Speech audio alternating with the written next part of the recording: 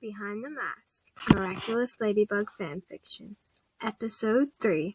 If you haven't seen the 2 previous episodes of this series, their links will be in the description box below. When Marinette got to her office, it looked like nothing was touched. "Ma'am, you're going to be upset about the one thing they took," Kaylee said. "What did they take?" "They took the lucky charm you've had hanging on your memo board." "But why would they take that?" Tears were forming in Marinette's eyes. "I don't know. They didn't touch anything but that." "Kaylee, if you don't mind, can I be left alone?" "Call me when you need me. I'm always here for you." Kaylee left and shut the door. Marinette curled into a ball and sat there questioning why they would take that. They could have taken her laptop, her TVs, even her furniture, and she wouldn't care. She could replace those. But they took the one priceless thing she had, the lucky charm Adrian had given her years ago on her birthday. She didn't want to eat, didn't want to talk, didn't even want to move. All she wanted to do in that moment was cry. Adrian laid on a bed, way too big for just him, wishing he had someone to love. He was obviously thinking about Marinette, hoping she was okay. He had called her probably 1,000 times trying to figure out if she needed help. She never picked up. But he left a voicemail each and every time for her. "Just go and see her," said a grouchy voice.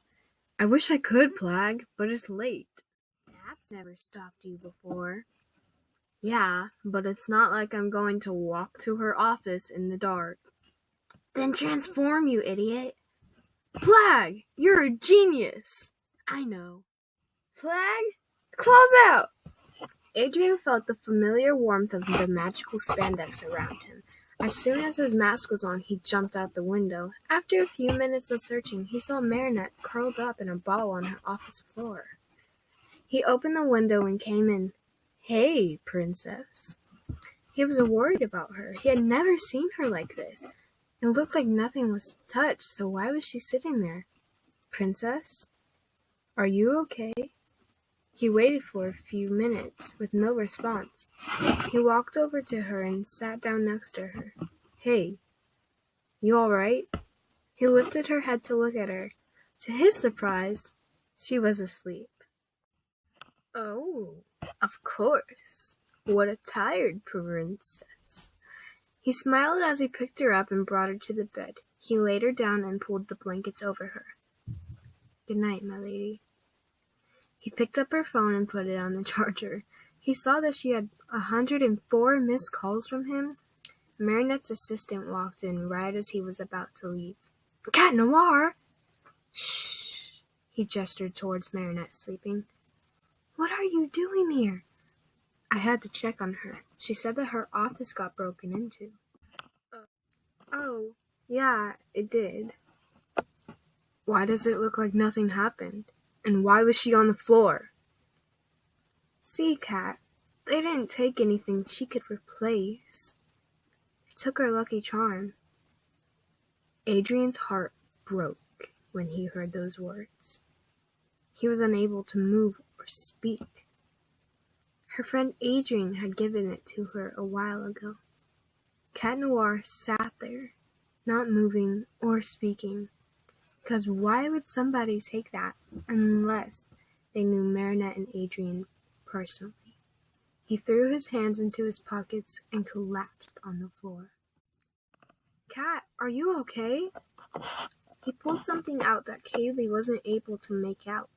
Moments later, Kaylee realized what it was.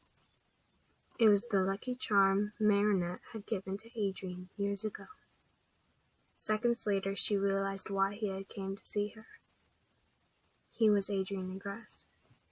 He came to see her because he cared about her, and he loved her. She looked down and saw that Cat was crying. "Hey, it's gonna be okay." She waited for a response. She never got one. We'll find who took it. Kaylee left them in the room alone. Cat Noir stood up and walked over to Marinette. He kissed her forehead. He was growing tired. If Marinette was awake, she wouldn't want him to wander home in the dark while he's tired. He sat down next to the bed and fell asleep. He woke up in an unusual way. He woke up to find Marinette rubbing his head. "Wake up, sleepyhead. I made breakfast." She looked down and saw that he was holding the lucky charm she gave Adrian. She smiled and sat next to Cat. "Thank you." "Oh," he said while yawning. Marinette handed him a plate loaded with eggs, bacon, and toast.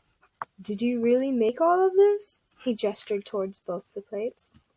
"Yeah, my assistant tried to help me, but I insisted because someone special came."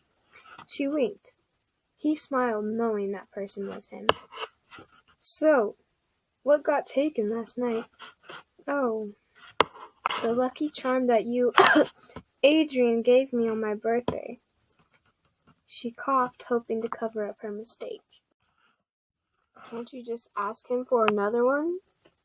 "It wouldn't be the same." "He could make it look the same." "Yeah, but even if it looked the same and was from the same person, it still wouldn't be the same." "Why?" "Because when he gave it to me all those years ago, he didn't stop until I got it. So it meant that no matter how long it was going to take, he was going to get it to me."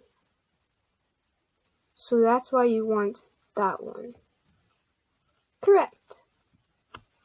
"I'll find them, Princess." "I'll find them."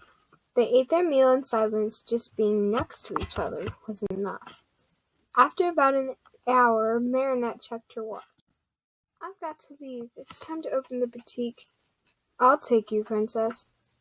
"Thanks, but I'd rather walk." "Then I'll walk you." She opened her phone.